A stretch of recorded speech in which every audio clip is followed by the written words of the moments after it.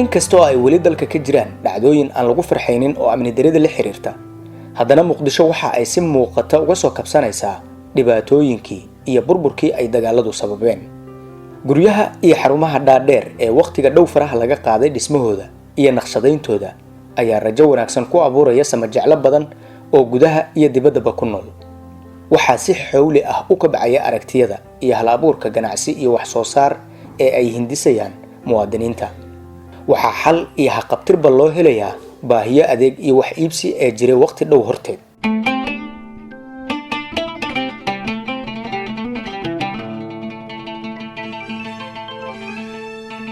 hal-abuurada cajiibka ah ee baahitiraya macaamiisha gudaha waxa uu fursad la taaban karo u yahay dadka gudaha ku nool oo ay lagama maarmaan u tahay in ay dalkooda ku helaan adeegyada iyo badeecooyinka loo baahi qabo si ay noloshu isu dhamaystirto.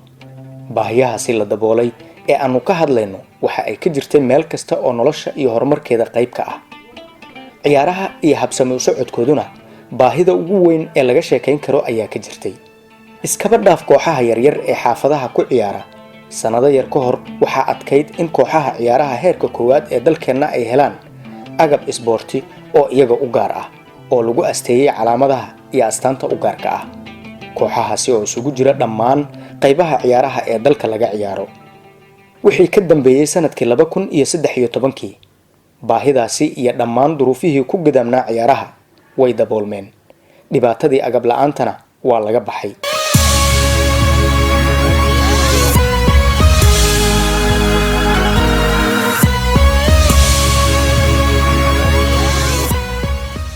sanadkaas 2013 waa markii la aasaasay shirkadda agabka ciyaaraha dalka ee A to Z Sports House, taas oo xallisay caqabadihii agab la'aanta. A to Z Sports House oo hadda dhowr xarumood ku leh Muqdisho waxa ay dalka keentaa dhammaan qalabka iyo labiska ciyaaraha noocyadooda kala duwan, sida kuwa kubadda cagta loo isticmaalo, basketballka, tenniska, orodada, dabaasha iyo dhammaan agabka kabaha iyo qalabka ciyaaraha qaybahooda kala gedisan loo qaato.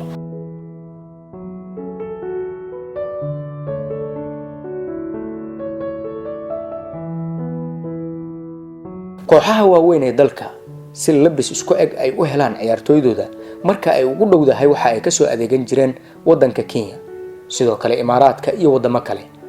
sidaas oo ay tahay waxa ay ku qasbanaayeen in ay iibsadaan oo magac ku qortaan dress ay caan ku yihiin kooxo waaweyn oo dunida ka jira. sidaas darteed ma jirin koox leh labis u gaar ah oo si ka soocan kooxaha kale loogu aqoonsan karo.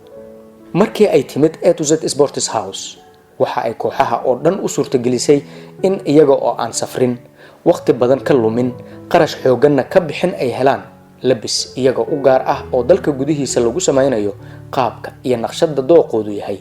ma jirto koox kale u labis ama astaan eg tan iyo markii ay hana qaaday shirkadda A to Z Sports House.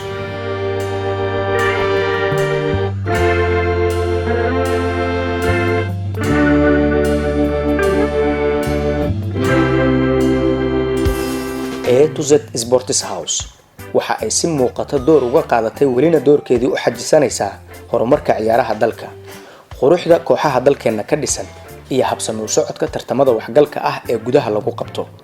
labiska, kabaha iyo astaamaha kooxaha waxaa barbar yaalla oo ay A to Z Sports House suurtagelisay in laga helo biladaha lagu mutaysto ciyaaraha, calaamadaha ay kooxuhu kala leeyihiin, qalabka difaaca u ah ciyaartooyga, kuwa xaragada loo qaato iyo nooc kasta oo agab isboorto ay ku jiraan kuwa garsoorayaasha. labiska iyo qalabka ay A to Z keento kuma koobna kuwa tartamada uun looga qayb galo, balse waxaa jira kuwa jirdhiska iyo alamintada loogu talagalay. labiska macallimiinta iyo kalkaaliyaashooda ayaa qayb ka ah. A to Z Sports House labiska iyo agabka ciyaaraha kaliya ma iibiso ee kooxaha iyo ciyaartooyduba waxa ay ugu buufisaa magacyadooda iyo astaamahooda gaarka ah. sidoo kalena waxa ay u abuurtaa una daabacdaa loogooyinkooda iyada oo adeegsanaysa shaqaale xirfad iyo waayo aragnimo ku filan leh.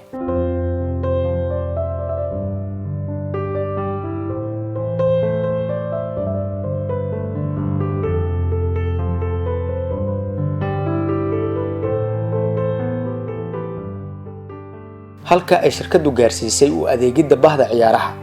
waxaa laga garan karaa ku qanacsanaanta macaamiisha ku xiran iyo kuwa cusub ee danaynaya in ay hadda ku biiraan. ku qanacsanaanta macaamiisha ee adeegga shirkadda A to Z si muuqata ayay sare u kacaysaa muddooyinkii ugu dambeeyay. sababtuna waa qiimaha jaban, tayada qalabka ay iibinayaan oo heer sare ah iyo hufnaanta howlwadeennada ka shaqeeya.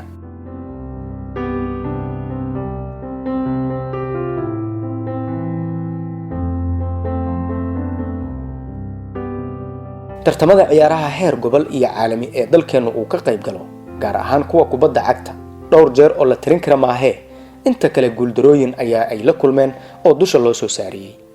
sababaha inkastoo ay badan yihiin, haddana kuwa ugu badan waxa ay ahaayeen agabka ciyaartoyda oo liitay iyo tababar xumo.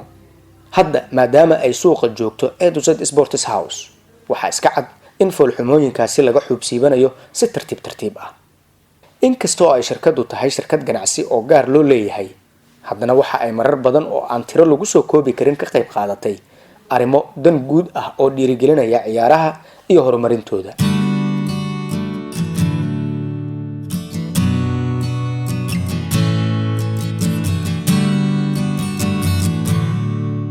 ciyaartoyda ugu caansan dalkeena iyo kooxaha ugu waaweyn waxa ay ku xiran yihiin oo ay ka adeegtaan A to Z Sports House, waana sababta ay mar kasta uga soo dhex muuqdaan qaybaha kale ee ciyaaraha dalka. sidoo kale waa sababta ay si joogto ah u mutaan ixtiraam iyo qadarin gaar ah. u fiirso marka tartamada la joogo, kooxaha iyo garsoorayaasha isku kalsoon waxa ay ku kalsoon yihiin A to Z Sports House. sidaas darteed ayaan loo arkaynin iyaga oo qalqalsan ama qajilaya.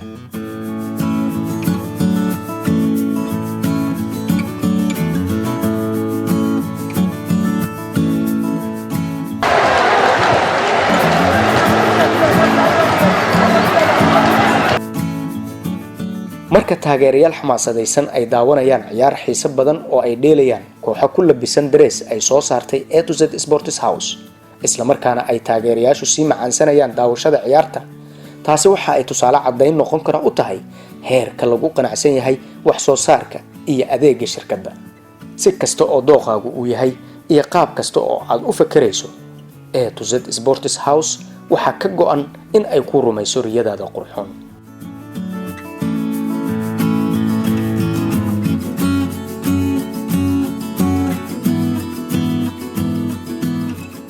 haddii aad si uun ugu lug leedahay ciyaaraha oo aad tahay tusaale, maamule koox, ciyaartoy, garsoore, kaaliye ama taageero weyn, ogow in adiga iyo A to Z Sports House ay guulihiinu isku xiran yihiin. sababtoo ah guushaada ayaa guushooda ah, guushaaduna waa midooda, oo haddii midkiin uu guulaysto ayuu kan kalena guulaysan karaa.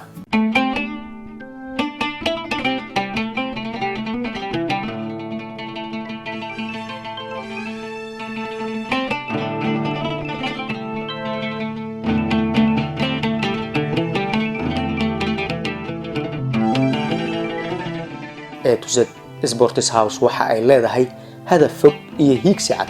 shirkaddu waxa ay ku haminaysaa in ay daboosho dhammaan baahiyaha qalab, agab iyo darees ee ciyaaraha loo adeegsado si loo xaqiijiyo inta ugu badan ee ay suurtagal tahay in la daboolo baahida macaamiisha isla markaana loo sugo qanacsanaantooda. waxay shirkaddu ku taamaysaa in ay qayb libaax ka qaadato horumarinta iyo hagaajinta ciyaaraha. iyadadiilada shirkaddu waa in ay gaarto dhammaan gobolada dalka iyo wadamada Geeska Afrika si looga gudbo baahi iyo ciriiri qalab isboorti ku saabsan.